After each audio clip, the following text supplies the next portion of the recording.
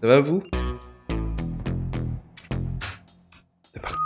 La France mes amis, la France. Qu'est-ce qu'on est fiers de notre pays, nous les Français? Tour Eiffel, camembert, béret, baguette de pain. Autant de représentations que les touristes se font de nous Français. Juste pour vous faire un petit dessin, voilà l'image que se fait d'un homme étranger de nous.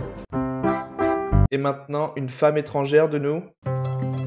Pas mal l'artiste. Si ces clichés sont devenus l'image de la France à l'international, qu'en est-il de nos vrais symboles de France? Connaissez-vous les origines de tous les emblèmes que représente notre si beau pays? Notre chaîne est encore petite, mais grâce à vous, elle peut devenir grande, alors n'hésitez pas à soutenir la chaîne en follow. Petit pouce bleu, hein, ça fait remonter les vidéos, comme ça plus de monde et plus d'étrangers pourront voir nos si beaux symboles français. Rejoignez notre belle communauté. En parlant de communauté, pour les abonnés de la chaîne, j'ai créé un sondage pour savoir vos goûts et couleurs qui sera dans l'onglet communauté de la chaîne Codex, donc n'hésitez pas à aller donner votre avis, c'est important. De la Marseillaise au coq français, parcourons l'histoire de nos emblèmes de France. Comme beaucoup d'autres pays, la France a aussi effigie un animal. Et en France, il s'agit du coq. À première vue, c'est un animal qui ne paraît pas ni noble ni féroce. Non mais regardez ce machin. Les Russes ont un ours, les États-Unis ont un bigarde, une sorte d'aigle stylé. Nous, on a ça. Alors pourquoi le coq? Remontons à l'Antiquité, où autrefois la France s'appelait la Gaule, et ses habitants les Gaulois. Or, en latin, Gallus signifie Gaulois. Les Français d'autrefois étaient donc des Gallus. Mais Gallus a un double sens. Gallus, ça veut dire aussi coq. On frappe alors sur la monnaie gauloise le coq, qui devient notre emblème national. L'utilisation du gallinacé comme représentation française évoluera au fil du temps. Oublié au Moyen-Âge, symbole du peuple pendant la Révolution, boudé par Napoléon Ier, qui lui préféra l'aigle ou l'abeille, je le comprends totalement, j'aurais fait pareil. Le coq retrouvera son prestige lors des Trois Glorieuses en 1830. Il sera également repris lors de la Première Guerre mondiale comme symbole du peuple français résistant à l'ennemi allemand. Je vous mets quelques affiches de la propagande de la Première Guerre mondiale où vous voyez un coq se foutre sur la tronche contre un aigle, l'aigle qui représente les Allemands. Et c'est assez marrant comment, à l'époque, on utilisait la propagande, les affiches. Nous, maintenant, on a les réseaux sociaux et les médias. Avant, ils avaient les affiches. De nos jours, il est toujours utilisé et garde encore toute sa splendeur puisqu'il représente les équipes françaises lors d'événements sportifs internationaux. Dans un mois, c'est la Coupe du Monde de rugby, donc on se met à la page avec cette vidéo sur nos emblèmes de France.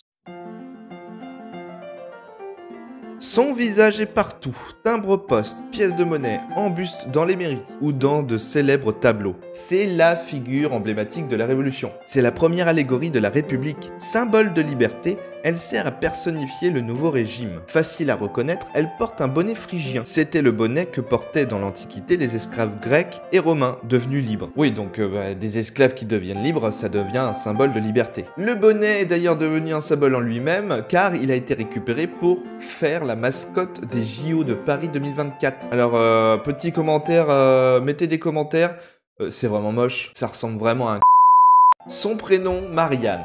Pas la mascotte, hein, la Marianne. C'était tout simplement, pourquoi elle s'appelle Marianne, c'est tout simplement le prénom le plus utilisé au XVIIIe siècle. Au fil des années, Marianne prend le visage des Françaises de son temps. Brigitte Bardot, Mireille Mathieu, Catherine Deneuve, Inès de Fressanges, même Evelyne Thomas ou encore Laetitia Casta prêteront leur beauté au visage le plus célèbre de France. C'est la première représentation du pays. Quand on pense à la France, boum, c'est drapeau. 3 couleurs. Pendant les matchs, sur les mairies, à l'école, on le connaît par cœur, mais d'où viennent ces couleurs bleu, blanc, rouge? Je vous explique ça. Le blanc, depuis toujours couleur du roi. Il représente la monarchie. Il est placé entre le bleu et le rouge, qui sont les couleurs de la ville de Paris lors de la Révolution. Car oui, le drapeau est né pendant la Révolution française de 1789. Il représente donc le roi et le peuple uni. Bon, le roi, sans la tête quoi.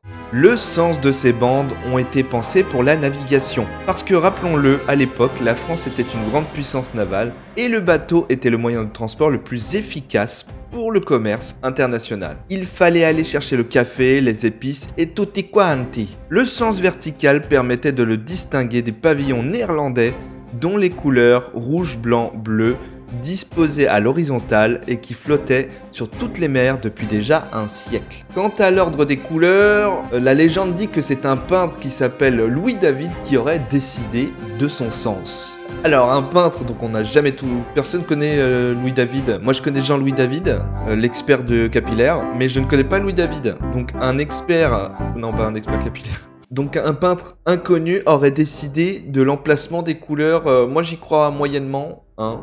Ce n'est pas simplement un peintre, c'était un homme important car il deviendra sous la Révolution de 1789 député à la Convention. C'est elle qui est destinée à élaborer une nouvelle constitution puisque la monarchie a été renversée et qu'il faut quand même des lois et un cadre pour le pays. À plusieurs reprises, le drapeau tricolore fut menacé. Il perdit son bleu et son rouge lors du retour de la monarchie de 1814 à 1830 sous le pouvoir des Bourbons, famille de Louis XVI, pour ne garder que le blanc royal. Il retrouve ses bandes tricolores lors de la Révolution de 1830 sous Louis-Philippe et reste le drapeau officiel que nous connaissons encore de nos jours. Déjà, qu'est-ce qu'un sceau? Alors, non, c'est pas ça, toujours pas.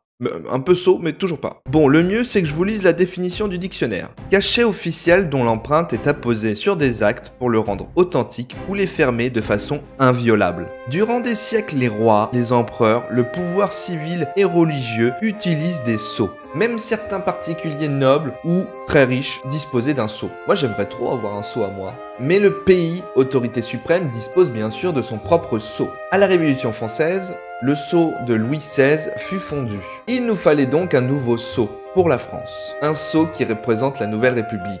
Il sera créé en 1792.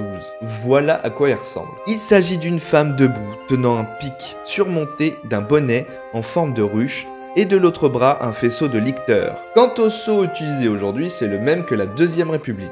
Il fut créé en 1848. Le Grand Sceau de France est dessiné par le graveur de monnaie Jacques-Jean Barré en 1848 et devient le sceau officiel de la France. On peut y voir la liberté, très semblable à la statue de la liberté créée par Gustave Eiffel aux États-Unis. Elle est incarnée ici par la déesse romaine Junon. Elle tient dans la main droite un faisceau de licteurs qui symbolise la justice et dans la main gauche un gouvernail sur lequel on peut voir un coq. D'autres symboles de la France y sont présents, comme cette urne portant les initiales SU qui font référence au suffrage universel, une gerbe de blé symbolisant l'agriculture ou encore une palette de peintre pour les arts. Et oui mon gars, les Français, on est bons dans les arts. On les retrouve chez le notaire en forme de tampon ou de panonceau, mais aussi au tribunal. C'est le logo qu'il y a au tribunal. La presse servant à imprimer le sceau dans la cire, elle était conservée dans le bureau des ministres de la Justice qui porte toujours le titre de garde des sceaux.